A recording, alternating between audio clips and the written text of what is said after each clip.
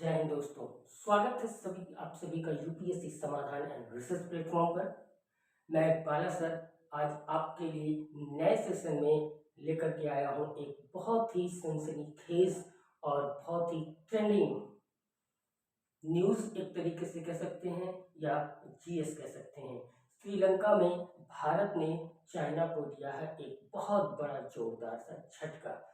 आप जानते हैं कि चाइना जो है लगातार भारत को घेरने की नीतियां बनाता रहा है, लेकिन वह ये भूल गया है कि भारत अब वो पुराना भारत नहीं रहा। ये मोदी जी का दौर है और इसमें जो टकराएगा वह चित्त हो जाएगा। पाकिस्तान का भी बहुत ही बुरा हाल पहले से ही हो चुका है और यहाँ अब श्रीलंका का भी लगातार चित्त पे चित्त होने की श्रृंखलाएं लगातार चलती आ रही हैं। कभी डोकलाम के मैटर में, कभी अरुणाचल प्रदेश के वाले साइड में, कभी तिब्बत को लेकर के, तो कभी श्रीलंका को लेकर के, या फिर कभी मालदीव या फिलीपींस को लेकर के। आइए आज हम समझते हैं भारत ने ऐसा कौन सा बड़ा झटका दिया है चाइना को श्रीलंका में।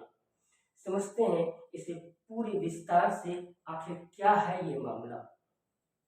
चाइना जो कि लोगों को पैसे कर्ज पे बांट करके और उसके बाद उनसे ऊंची ब्याज दर को वसूल करता है, ये उसकी ऐसी फिलॉसफी है या ऐसी उसकी नीति है कि ताकि सामने वाला देश जब उसके कर्ज को ना चुका पाए तो वहां पर अपनी मनमानी करे। और यही सोच करके चाइना ने श्रीलंका जैसे छोटे देश जो कि भारत का पड़ोसी देश भी है वहां पर भी अपना एक गेम खेला था, लेकिन वह गेम हो गया फ्लॉप। चाइना को लग गया एक बहुत बड़ा झटका। अब चाइना हो चुका है परेशान कि आखिर वो क्या करे। क्या है मैटर, देखते हैं इसे विस्तार से। तो देखिए, सबसे पहली बात ये कि श्रीलंका में चाइना ने एक एयरपोर्ट को बनवाया। उस एयरपोर्ट को बनाने में जो लागत आई थी वह लागत आई थी करीब 20.9 करोड़ डॉलर की। ये लागत आई थी और इस लागत को खर्च किया था, यानी कि जिसने वित्तीय मदद की थी वह चाइना का एक्सिम बैंक है। यानी कि ये एक आपके लिए इम्पोर्टेंट खबर है कि श्रीलंका में चाइना की मदद से जो एयरपोर्ट बनाया गया वह कौन सी बैंक के माध्यम से वित्तीय मदद प्रदान की गई थी, तो वह है एक्सिम बैंक।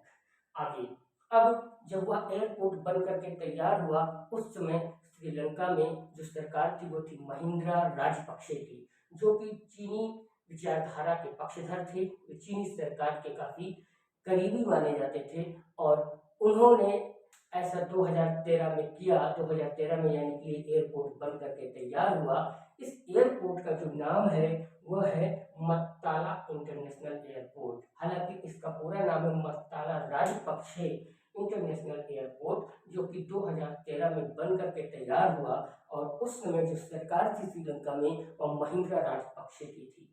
लेकिन सरकार बदलने के बाद अब वहां पर वर्तमान में जो राज कर रहे हैं वह है रानिल विक्रमसिंघे। रानिल विक्रमसिंघे ने इस पूरी नीति को समझा और उनके समझ में आया कि अगर हम चाइना के चंगुल से नहीं निकले तो यह हमें बर्बाद कर देगा। क्योंकि देखिए, उसका सबसे करीबी और सबसे बेहतर दोस्त के रूप में श्रीलंका का हमेशा से भारत रहा है। हालांकि भारत से जिस भी देश ने दोस्ती की है वह सभी को हमेशा लाभ ही पहुंचाया है। भारत ने कभी आज तक किसी भी देश को नुकसान नहीं पहुंचाया। लेकिन श्रीलंका कहते हैं थोड़ा सा बौरा गया था, चाइना के बहकावे में आ गया था। नेपाल वाले भी हो गए थे। अब उनको भी समझ में आ गया कि हाँ, ज्यादा हम श्रीलंका इसके चाइना के बहकावे में रहेंगे तो दिवाला निकलना तय है, और श्रीलंका का दिवाला निकाल दिया चाइना ने। अब श्रीलंका के समझ में नहीं आ रहा था कि श्रीलंका करे क्या। श्रीलंका के समझ में फिर अंत में यही आता है कि भारत ही एक ऐसा देश है जो हमें बचा सकता है, क्योंकि भारत सिर्फ और सिर्फ मदद करने वाले देशों में से है, न कि वह कभी किसी का नुकसान करने वालों में से है। तो भारत की तरफ उसने हाथ बढ़ाया और भारत से मदद मांगी। तो मदद उसने इस रूप में मांगी कि जब यह एयरपोर्ट बन करके तैयार हुआ, यानी कि कितने 20.9 करोड़ डॉलर के साथ जब यह एयरपोर्ट बन करके तैयार हुआ तो क्या हुआ कि अब इसका मैनेजमेंट जो था वह श्रीलंका की जो है सरकार ने फैसला किया कि वह भारत और रूसी कंपनियों के हाथ में सौंप देगा। इससे भारत को भी फायदा ये होगा कि उसके अगल बगल जहाँ कहीं भी चीन की हरकतें होंगी उस पर भारत अपनी नजर भी रख पाएगा, प्लस श्रीलंका को वह मदद दे भी पाएगा। यानी एक साथ दोनों काम भारत कर पाएगा। अब आगे जो है यह जो एयरपोर्ट बनाया गया, ये कहाँ बनाया गया, तो देखिए ये जब बनाया गया तो ये श्रीलंका के जो एक तटीय शहर है वहां पर हम्बनटोटा, ये आप याद रखिए कि श्रीलंका की चाइना की मदद से श्रीलंका में बनाया गया एयरपोर्ट श्रीलंका के कौन से शहर में स्थित है, तो वह है हम्बनटोटा के नजदीक। क्यों? क्योंकि यह जो है एक तटीय शहर है, यानी समुद्र से लगा हुआ शहर है। अब इसको चीन ने क्या किया था कि 99 वर्षों के लिए लीज पर ले लिया था और उसके बाद वहां पर निर्माण कार्य उसने शुरू कर दिया। 2013 में यह निर्माण कार्य पूरा हो जाता है।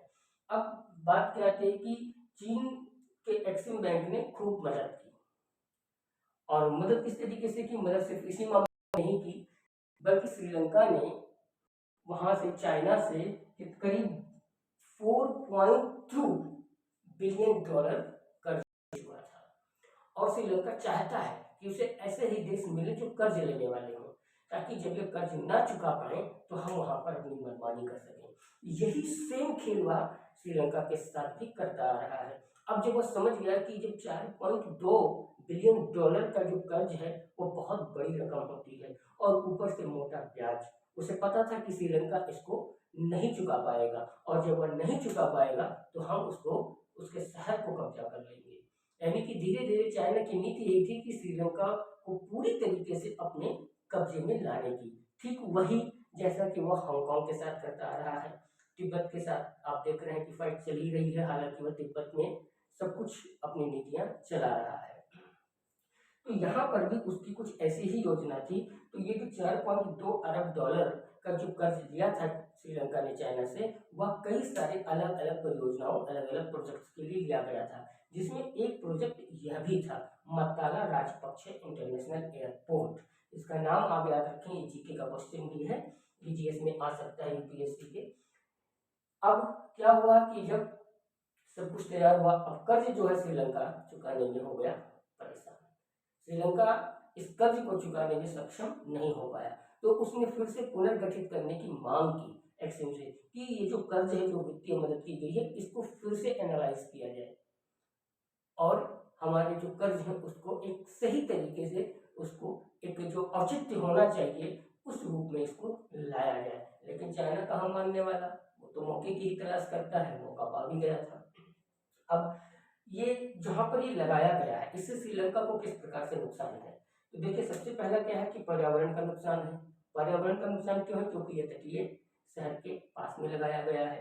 तटीय मतलब समझ रहे हैं, समुद्र के किनारे वाला जो शहर है वहां पर लगाया गया है। दूसरी चीज क्या है कि श्रीलंका का वित्तीय घाटा होता जा रहा है, क्योंकि वह कर्ज, अब वो अपने देश का खर्चा चलाए कि वो चल करके जो है कर्जा बांटे, कर्जा चुकाए अपना, वह करे क्या, कर्जा चुकाए अपना खर्चा चलाए।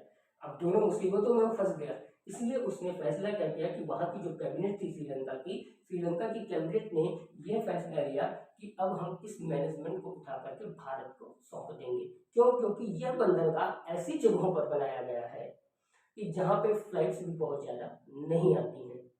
अब आती ही नहीं है तो पैसा कहाँ से आएगा? श्रीलंका भी वही चाहता था कि अगर हम ऐसी जगह बनवा देंगे कि जहाँ पर ये कुछ पैसा कमा सके, तब तो ये हमारा कर्ज आसानी से चुका देगा। लेकिन इसको कर्ज नहीं चुकाने देना है, इसको सिर्फ कर्ज देना है, और इतना कर्जा इसको दे दो, इतना कर्जा दे दो कि यह कभी चुका ही नहीं पाए, और अंत में मजबूर होकर के इसको कहना पड़े कि हाँ जो तुम चाहते हो वो मेरे से ले जाओ, लेकिन मुझे कर्जे से माफ करो। लेकिन नीति चाइना की हो गई उल्टी, यहाँ पर भारत ने अपनी बाजी मार ली, और भारत का जो है ये गेम भारत के लिए बहुत ही अच्छा हुआ, भारत के पॉजिटिव भी रहा, प्लस श्रीलंका के लिए भी पॉजिटिव रहा। यानी कि अब दोनों देश के लिए यह मामला बहुत ही फायदेमंद वाला रहा, लेकिन श्रीलंका को लग गया झटका। अब भारत की जो कंपनी है जो यहाँ का मैनेजमेंट संभालेगी, और रशिया की कंपनी जो यहाँ का मैनेजमेंट संभालेगी, वो कौन है? तो भारत की जो कंपनी है वह सौर्य एरोनॉटिक्स प्राइवेट लिमिटेड है, और रशिया की जो कंपनी है वह रीजेंस मैनेजमेंट है। तो ये आप याद कर लीजिए कि सौर्य एरोनॉटिक्स प्राइवेट लिमिटेड और रूस की कंपनी है रीजेंस मैनेजमेंट। ये दोनों कंपनियां मिल करके अब मत्ताला इंटरनेशनल एयरपोर्ट के पूरे मैनेजमेंट को संभालेंगी। आगे अब इसके बाद कि ये 30 वर्षों के लिए मेरे ये भी प्रश्न है कि 30 वर्ष के लिए हमेशा नहीं श्रीलंका ने दिया है। श्रीलंका भी बहुत होशियार है ना, होशियारी दिखा जब चाइना ने उसको चुना। अभी भी पूरी तरीके से ये जो है समझा नहीं है, अभी भी ये दिमाग लगा रहा है, वो ज्यादा बुद्धि लगा रहा है। अब ज्यादा बुद्धि लगाने के चक्कर में ये फिर जाएगा, लेकिन आएगा फिर भारत के ही शरण में। तो क्या किया है इसने कि ये पहले 30 वर्ष के लिए भारत और रशियन कंपनी के हाथ में इसका मैनेजमेंट सौंप दिया कि अब ये कंपनियां इसको संभालें और वहां से जो भी इनकम हो उससे वो श्रीलंका को मदद कर सकें। तो ये है इसका पूरा मामला। उसके बाद अब महिंद्रा राजपक्षे ने तो लगा दिया चूना, बहुत तगड़े से श्रीलंका को चूना लगाया, उनकी सरकार गई। अब जब राज सिंघे आए, रानी विक्रम सिंघे, इन्होंने क्या किया, इन्होंने बुद्धि का प्रयोग किया और कहा किसी भी तरीके से इसके चंगुल से निकला जाए, नहीं तो ये हमको निकल जाएगा। ये उन्होंने बुद्धिमानी लगाई थोड़ा सा, लेकिन वो बहुत ज्यादा भारत के भी भरोसा नहीं कर पाए हैं, जबकि पता है कि भारत ही एकमात्र ऐसा देश है जो श्रीलंका की मदद खुल करके कर पाएगा, बाकी कोई नहीं कर सकता है। फिर भी चलिए ठीक है, अब उसको जैसा समझ में आया किया, अंत में फिर भाग करके वो आएगा भारत के ही शरण में। देखते हैं आगे क्या होता है। इस सेशन को फिलहाल के लिए हम यहीं पर विराम देते हैं और आगे आप भी समझिए कि कर्ज कितना ही खतरनाक होता है, आता है मेहमान की तरह और रुक जाता है घर जमाई की तरह। ध्यान रखें, कभी कर्ज ना लें। एक ये छोटी बात लेकिन बड़ी सोच। ठीक है, आप पढ़े रहें, पढ़ते रहें, मस्त रहें, व्यस्त रहें, अपनी तैयारी बिंदास करते रहें। फिर मिलेंगे अगले सेशन में। जय हिंद दोस्तों।